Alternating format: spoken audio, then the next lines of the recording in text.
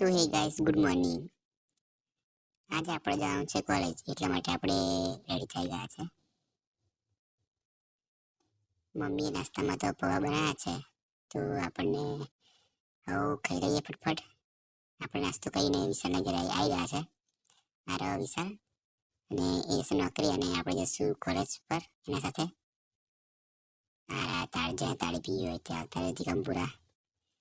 તો ફાઇનલી આપણે આવી ગયા છે ઈંદાપુરી, આપણી બસ. તો આપણે જઈએ હવે અંદર.